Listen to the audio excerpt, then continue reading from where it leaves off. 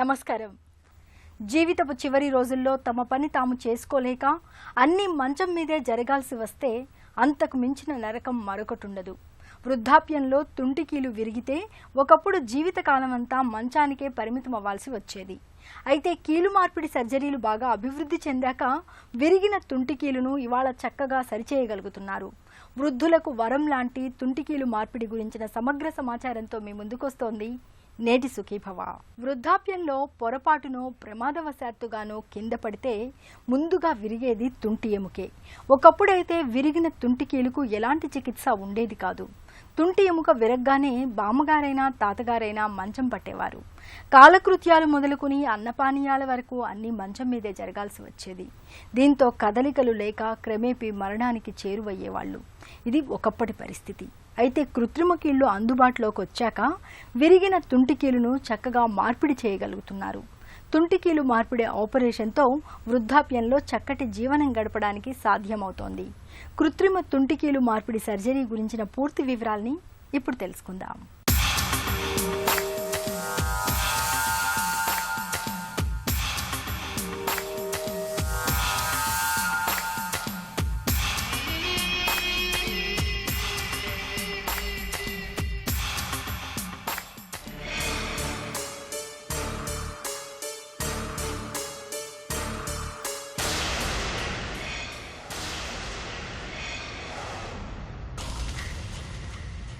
బామ్మగారైనా తాతగారైనా కింద పడ్డారంటే తుంటి ఎముకకు నూకలు చెల్లినట్లే. అన్నింటికంటే ముందుగా తుంటి ఎముక పుట్టుక్కున విరిగిపోతుంటుంది. ఒకప్పుడు తుంటి ఎముక విరిగిపోయిందంటే ఇక చనిపోయేదాకా మంచానికి అతుక్కుపోయేవాళ్లు. మంచంలో తీసుకొని చనిపోయారు అనే నానుడి ఇలా తుంటి ఎముక విరిగిపోయిన వారి గురించి పుట్టుకొచ్చిందే. తుంటి ఎముక విరిగిపోయిన వారికి పూర్వం ఎలాంటి చికిత్సలు లేకపోవడంతో వారు మంచం పట్టేవారు. లేచి నడిస్తే విపరీతమైన నొప్పి. అందుకే వారు మంచానికి అంటుకుపోయేవారు. కాలకృత్యాలు మొదలుకొని అన్నపానీయాల వరకు అన్నీ మంచంలో జరగాల్సొచ్చేది. దీంతో కదలికలు లేక క్రమేపీ మరణానికి దగ్గరయ్యేవారు.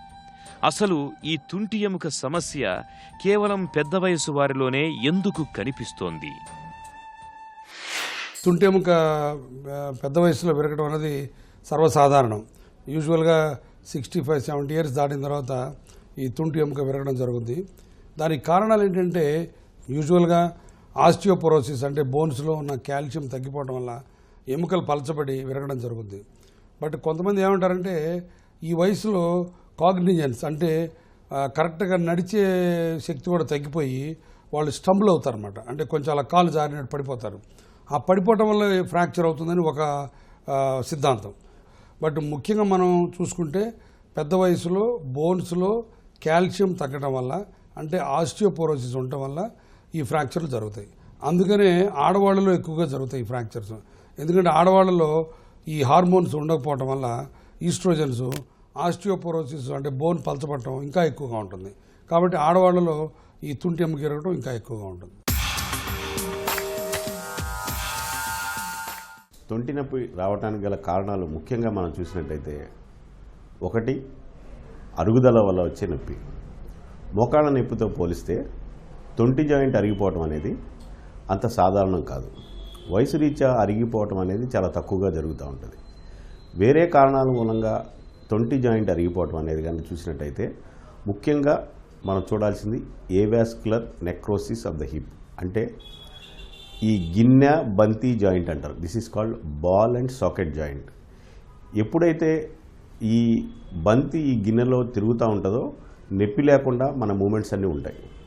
Avascular necrosis of the hip అని మనం చూసినట్టయితే ముఖ్యంగా బంతికి జాయింట్లో ఉండేటువంటి తొడవ ఎముకలోని పై భాగంలో ఉండేటువంటి బంతికి రక్త ప్రసారం తగ్గినప్పుడు నెమ్మదిగా ఆ బంతి మెత్తబడిపోయి రౌండ్గా ఉండే షేప్ కోల్పోవటం మూలంగా అది గిన్నెలో తిరిగేటప్పుడు జరిగే రాపిడి మూలంగా ఆర్థరైటిస్ వస్తుంది. అంటే ముదులాస్తి అరిగిపోయి జాయింట్ ఆర్థరైటిస్కి వెళ్ళినప్పుడు జాయింట్ అరిగిపోయి విపరీతంగా నొప్పి వస్తూ ఉంటుంది.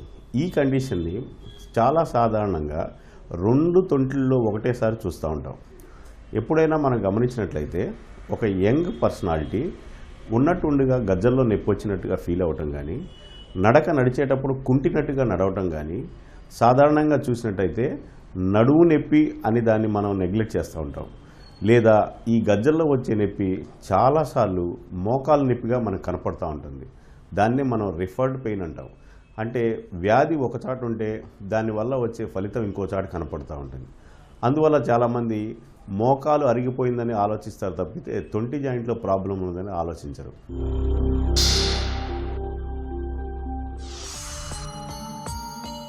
ఎముకలు కాల్షియంతో నిర్మితమై ఉంటాయని మనకు తెలుసు. వయస్సు పెరిగే కొద్దీ మనలో కాల్షియం తగ్గిపోతూ వస్తుంది. ఫలితంగా ఎముకల నిర్మాణం కూడా బలహీనమవుతుంది. అందుకే 60-65 సంవత్సరాలొచ్చిన వారి ఎముకలు చాలా బలహీనంగా ఉంటాయి. ప్రమాదవశాత్తు వారు కింద పడినప్పుడు సహజంగానే పెలుసుబారిన ఎముకలు విరిగిపోతూ ఉంటాయి. వయస్సు పెరిగే కొద్దీ ఎముకలు బలహీనపడడం, చిన్న చిన్న కుదుపులకే ఎముకలు పుట్టుక్కున విరిగిపోవడం సహజం. అయితే కింద పడినప్పుడు ఎక్కువ మందికి తుంటి ఎముక మాత్రమే ఎక్కువగా విరుగుతుంది. ఇలా ఎందుకు జరుగుతోంది?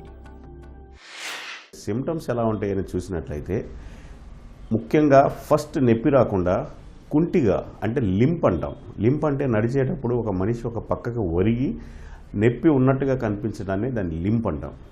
నెక్స్ట్ స్టేజ్లో కానీ చూసినట్టయితే నొప్పి, గజ్జల్లో నొప్పి రావడం కానీ, వెనక భాగంలో గ్లూటియల్ రీజన్లో పిరుజల వెనక వైపు ఉన్నటువంటి భాగంలో నొప్పి రావడం కానీ, ఎప్పుడైనా కాలు బయట వైపు తిప్పినప్పుడు కానీ, కాలు బయటకి చాపినప్పుడు కానీ నొప్పి రావటం, ఇటువంటి సిమ్టమ్స్ చూస్తూ ఉంటాం. వీరిలో మనం గమనించినట్లయితే క్రమేణా వాళ్ళు కింద కూర్చోవడం కష్టపడుతూ ఉంటారు. బాచిపట్లు వేసుకొని కింద కూర్చోవాలి అనే కండిషన్ వారికి చాలా ఇబ్బంది కలిగిస్తూ ఉంటుంది. అదేవిధంగా తక్కువ ఎత్తులో కూర్చొని లేవాలన్నా కూడా కష్టపడుతూ ఉంటారు. ఈ స్టేజెస్ దాటిన తర్వాత ఎప్పుడైతే పేషెంటు ప్రతి అడుగులో కూడా నొప్పి వస్తూ ఉంటుందో అప్పుడు మనం దాన్ని ఆర్థరైటిస్ స్టేజ్కి వెళ్ళిందని అనుకోవాలి. అదేవిధంగా చూసినట్టయితే రెస్ట్ పెయిన్, అంటే ఖాళీగా కూర్చున్నప్పుడు కూడా ఏది పని చేయనప్పుడు కూడా వచ్చే నొప్పిని రెస్ట్ పెయిన్ అంటాం.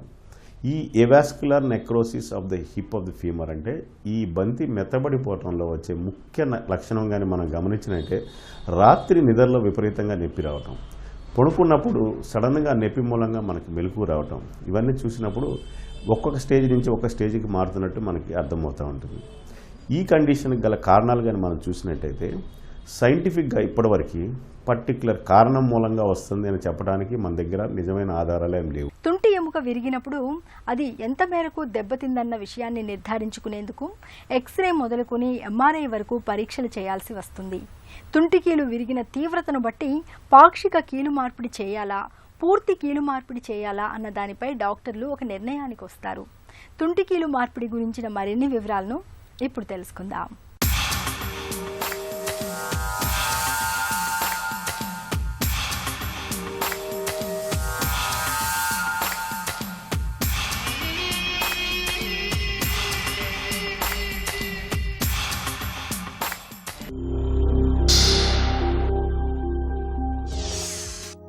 కింద పడ్డప్పుడు తుంటి ఎముక మాత్రమే ఎందుకు విరుగుతుందో తెలుసుకోవాలంటే ముందు తొడ ఎముక యొక్క నిర్మాణం గురించి మనం తెలుసుకోవాలి. తొడ ఎముకలో ముఖ్యంగా 3 భాగాలుంటాయి. దీన్ని ఇంగ్లీష్లో ఫీమర్ అని అంటాం. దీన్ని ఫీమర్ హెడ్ అని, ఇక దీన్ని షాఫ్ట్ అని అంటాం. ఈ వంపుంది చూశారా, దీన్ని నెక్ అని అంటాం. అన్ని ఎముకల కంటే కూడా ఈ ఫీమర్ నెక్ చాలా బలహీనంగా ఉంటుంది. వయసు మళ్లిన వారిలో ఎముకలు బలహీనంగా మారడం వల్ల ఈ నెక్ త్వరగా విరిగిపోతూ ఉంటుందన్నమాట. ఎవరైతే ఎక్కువ ఆల్కహాల్ తీసుకుంటారో, ఎవరైతే దీర్ఘకాలిక ప్రాబ్లమ్స్కి స్టిరాయిడ్స్ వాడుతూ ఉంటారో వారిలో ఈ ఏవాస్కులర్ నెక్రోసిస్ ఎక్కువగా చూస్తూ ఉంటాం. అలాగే సికిల్ సెల్ అనీమియా, అంటే ఎవరిలో అయితే సికిల్ సెల్ అనీమియా అనే ఒక కండిషన్ ఉండి రక్తం గడ్డగట్టి రక్త కణాలు వాటంతట అవే గడ్డగడతా ఉంటాయో వారిలో రక్త ప్రసారం తగ్గి వారిలో ఏవాస్కులర్ నెక్రోసిస్ వచ్చే అవకాశం ఉంది. కాబట్టి ఇది పెద్ద వయసులో వారిలో చూసే కంటే కూడా చిన్న వయసులో, యుక్త వయసులో ఎక్కువ మందిలో గమనిస్తూ ఉంటాం. ఇది కాకుండా తొంటి నొప్పి రావడానికి కల్లా వేరే కారణాలు కానీ మనం చూసినట్లయితే కంజెనైటల్ డిస్లొకేషన్ ఆఫ్ ద హిప్, అంటే పుట్టుకతో వచ్చినటువంటి కొన్ని జాయింట్ చుట్టూ ఉన్నటువంటి అమరికల తేడా మూలంగా వచ్చే ప్రాబ్లమ్స్ వల్ల కంజెనైటల్ అంటే పుట్టుకతో వచ్చేటటువంటి తొంటికి సంబంధించినట్టు ప్రాబ్లమ్స్ మనం చూస్తున్నట్లయితే కొంతమంది చిన్నప్పటి నుంచే ఒక రకంగా కుంటి తిరగటం కానీ ఒక రకంగా వారి మూమెంట్స్ తగ్గిపోవడం కానీ చూస్తూ ఉంటాం. అలాగే చిన్నపిల్లల్లో వచ్చేటువంటి పర్తీస్ డిసీజ్, పెద్దవారిలో ఏ విధంగా అయితే ఏవాస్కులర్ నెక్రోసిస్ అనుకుంటామో అదే చిన్నపిల్లల్లో కానీ బంతికి రక్త ప్రసారం తగ్గినప్పుడు ఆ బంతి ఎదుగుదల తగ్గిపోయి జాయింట్ దాని షేపు కూడా మారిపోయి పిల్లలు ఎదిగే కొద్ది వాళ్ళకి సెకండరీ ఆస్టియోఆర్థ్రోసిస్ అనే జాయింట్ మూలంగా వారికి నొప్పి వస్తూ ఉంటుంది. ఇక వేరే ఇన్ఫెక్షన్ కారణాలు కానీ మనం చూసినట్టయితే భారతదేశంలో ట్యూబర్క్యులోసిస్, క్షయ, జాయింట్ హిప్ జాయింట్ క్షయ అనేది చాలా సాధారణంగా చూస్తూ ఉంటాం. దీని మూలంగా కూడా జాయింట్ పూర్తిగా డ్యామేజ్ అవటం మూలంగా కంప్లీట్గా ఆ హిప్ జాయింట్ డ్యామేజ్ అయిపోయి వారి నడకలో కానీ విపరీతమైన నొప్పితో కూడిన మూమెంట్స్ కానీ ఆహారం తినకపోవటం కానీ ఆకలి తగ్గిపోవటం కానీ వెయిట్ లాస్ అవ్వటం కానీ చూసినప్పుడు అది ట్యూబర్క్లోసిస్ ఇన్ఫెక్షన్ అనే ఒక నిర్ధారణకి వస్తాం. మీకు తెలుసా, తుంటి ఎముక విరిగిపోవడం అన్నది మగవాళ్లలో కంటే స్త్రీలలోనే ఎక్కువగా కనిపిస్తుంది. దీనికి ఓ ప్రత్యేక కారణం ఉంది. స్త్రీలలో ఋతుక్రమం ఆగిపోయిన తరువాత హార్మోన్ల సమస్య వస్తుంది. దీంతో కాల్షియం తగ్గిపోయి ఎముకలు బలహీనమవుతాయి. ఫలితంగా చిన్న చిన్న కుదుపులకు సైతం స్త్రీలలో తుంటి ఎముక పుట్టుక్కుమని విరిగిపోతుంటుంది. తుంటి ఎముక విరిగినప్పుడు లక్షణాలు ఇలా ఉంటాయి. తుంటి ప్రాంతంలో విపరీతమైన నొప్పి, ఏ కాలుపైన పడ్డారో ఆ కాలుపైన అస్సలు బరువు పెట్టలేని స్థితి, తుంటి ప్రాంతంలో వాపు, పైగా గట్టిగా అయిపోతుంది. కాలు పొట్టిగా అయినట్లో పొడవుగా అయినట్లో కనిపిస్తుంది. కాలు లోపలి వైపుకు గాని బయట వైపుకు గాని తిరుగుతుంది. తుంటి ఎముక విరిగిన విషయాన్ని డాక్టర్లు ఎక్స్రే సాయంతో ఖచ్చితంగా నిర్ధారిస్తారు.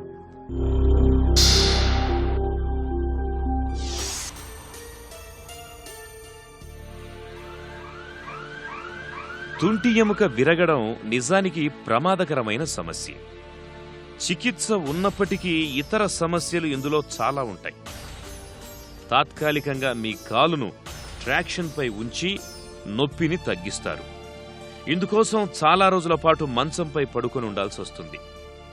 ఈ సమయంలోనే కాలులో రక్తం గడ్డలు కట్టొచ్చు. రక్తం గడ్డలు ఊపిరితిత్తుల్లోకి వెళ్లి శ్వాసక్రియను స్తంభింపచేయవచ్చు.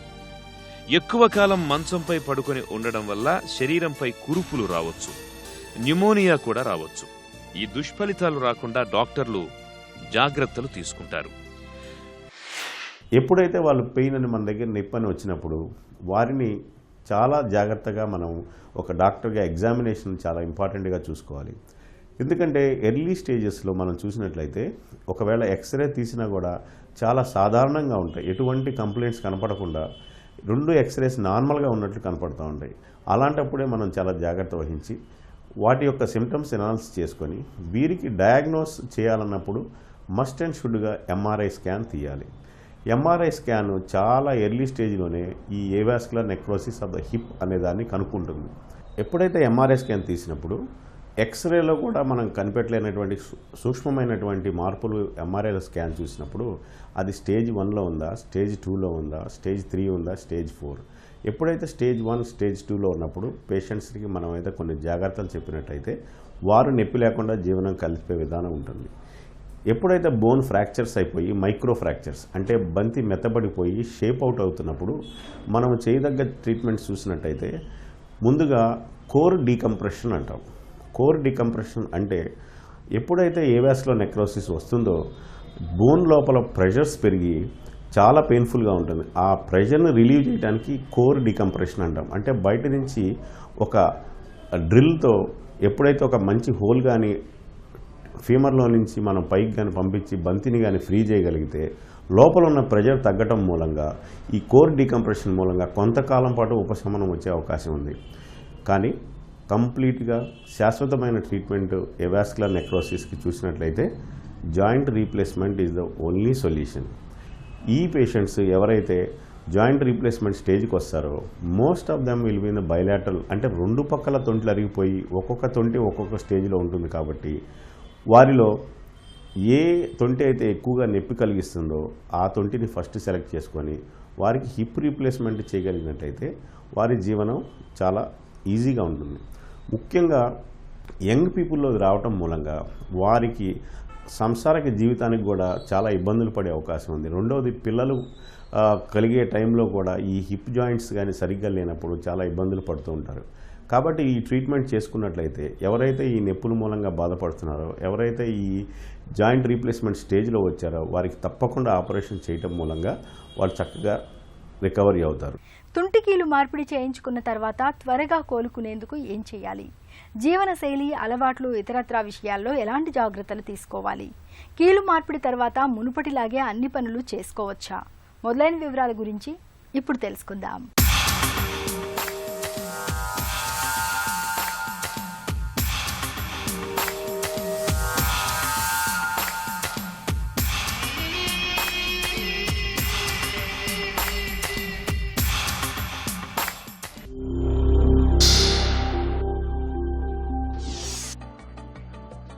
తుంటి ఎముక విరిగిన సందర్భంలో ఆపరేషన్ దీనికి చక్కటి చికిత్స. ఇతరత్ర ఆరోగ్య సమస్యలుండి ఆపరేషన్ చేయడం మరింత ప్రమాదకరం చేసే అవకాశం లేదు గాని సాధారణంగా ఆపరేషన్ చేయించుకోవాల్సిందిగానే వైద్యులు సూచిస్తారు. చికిత్సలో భాగంగా స్క్రూలు బిగించవచ్చు, లేదా కృత్రిమ తుంటి ఎముకను బిగించవచ్చు, లేదంటే ఏకంగా తుంటి మొత్తాన్ని తీసివేసి కృత్రిమ తుంటిని అమర్చవచ్చు. దీన్నే టోటల్ హిప్ రిప్లేస్మెంట్ అని అంటారు. ఈ జాయింట్ రీప్లేస్మెంట్ కానీ మనం ఆలోచించినప్పుడు టోటల్ హిప్ రీప్లేస్మెంట్ అంటాం. ఈ టోటల్ హిప్ రీప్లేస్మెంట్ అంటే గిన్నె, బంతి రెండింటిని కానీ మార్చగలిగినప్పుడు దాన్ని టోటల్ హిప్ రీప్లేస్మెంట్, అంటే బాల్ అండ్ సాకెట్ ఈ రెండింటిని మార్చే విధానాన్ని టోటల్ హిప్ రీప్లేస్మెంట్ అంటాం. కొన్నిసార్లు కానీ ఆలోచించినట్టయితే హెమీ ఆర్థోప్లాస్టీ ఇప్పుడు ఇటువంటి వైద్యము పూర్తిగా వాడుకలో లేదు. అంటే ఒక పక్కనే మార్చడం అనేది ఏవాస్కులర్ నెక్రోసిస్కి అసలు చేయకూడనటువంటి ట్రీట్మెంట్. కంపల్సరీగా గిన్నెను మార్చినప్పుడు మంచిగా దాన్ని డ్యామేజ్ అయిపోయినటువంటి ఆ ఎసిటాబులంని మొత్తం చక్కగా చేసుకొని దానికి తగ్గ సైజు కప్పు పెట్టుకొని ఫీమర్ సైడ్ అంటే బంతి సైడు చక్కగా దాని కొలతలు తీసుకొని మంచిగా ఆపరేషన్ చేసినట్లయితే ఒక్క ఆపరేషన్ చేస్తే మినిమం 20 సంవత్సరాల నుంచి 25 సంవత్సరాల పాటు చాలా హ్యాపీగా ఉండే అవకాశం ఉంది. తుంటి ఎముక శస్త్రచికిత్స తరువాత సాధారణ స్థితికి సమయం పడుతుంది. పేషెంట్ని త్వరగా సాధారణ స్థితికి తేవాలనే డాక్టర్లు ప్రయత్నిస్తారు.